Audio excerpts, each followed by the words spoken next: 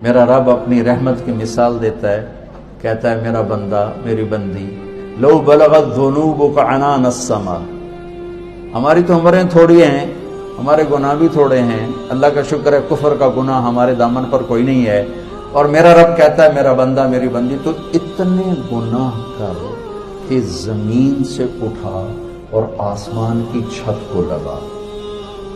जिन्होंने एस्ट्रोनॉमी पढ़ी है वो जानते हैं कि कितनी खौफनाक हद तक फैली हुई कायनात है कि इसको किसी तरफ से भी मुकम्मल नहीं देखा जा सकता।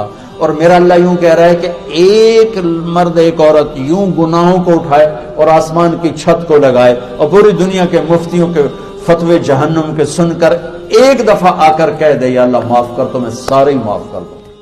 कि आपको ना अपनी आखिरत याद आनी चाहिए ब्रो। देखें जिस बंदे को ये यकीन है ना कि मैंने मरना है बिल्कुल, तो फिर उसके अमाल ठीक हो जाते हैं। अब देखें सलफ क्या किया करते थे, अब ये इमेजिन करें अपने घर के अंदर कब्र खोद के रखते थे and they used to rehearse.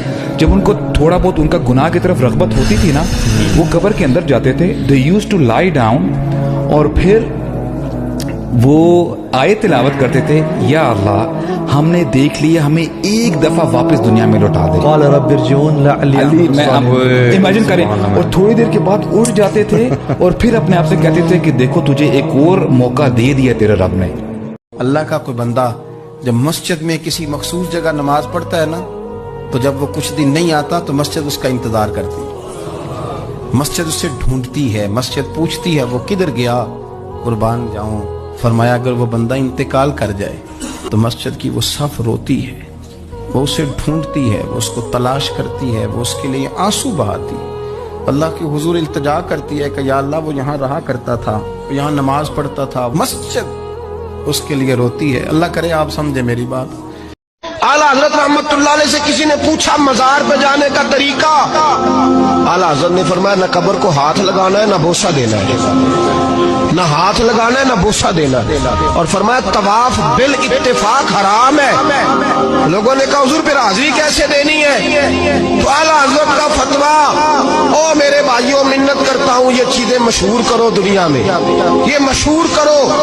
हमारा ज्यादा नुकसान वो मलंग तलंग कर रहे हैं जो दरबारों पे बैठे हुए, ये गंद जो डाल गया इसे साफ करो। फाज़िल बरेलवी रहमतुल्लाह अलैह ने फरमाया किसी बुजुर्ग के मजार पे जाओ तो 4 हाथ दूर खड़े होके फातिहा पढ़ो। कितनी दूर है? 4 हाथ। एक शख्स ने कहा हुजूर मदीने जा रहा हूं, नबी पाक की जालियां चूम लूं? क्या क्या जवाब है बरेली के इमाम का, कमाल कर दी। लोग तो यहाँ कहते हैं ना जाली चूमनी है, चूम लूं? आला हज़रत उससे पूछने लगे तेरा मुंह इस काबल है तो मुस्तफा की जालियों को लगाए? तेरा मुंह इसका है, पाए नजर होश में आ, ये कुएं नबी है, आंखों से भी चलना यहाँ बेअदबी है। और फाज़िल बरेलवी फरमाने लगे पेशे नजर है वो नौबहार, मेरा सजदे को दिल है बेकरार, रोकिए सर को रोकिए यही तो इम्तिहान है। फाज़िल बरेलवी के नजरियात तो समझ मेरे भाई। आला हज़रत ने फरमाया 4 हाथ दूर खड़े रहना है कब्र से। कितने सारे बोल के बताइए। नबी ने फरमाया गौर से सुनना, शरीफ आदमी बीवी को इज्जत देता है और कमीना आदमी बीवी को जलील करता है। कमीने का लफ्ज इस्तेमाल किया, कमीना। शरीफ आदमी बीवी को इज्जत देता है और कमीना आदमी बीवी को जलील करता है।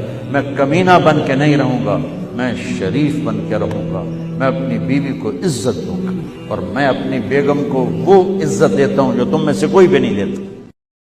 जिंदगी में मायूस कभी भी ना हो, कभी भी।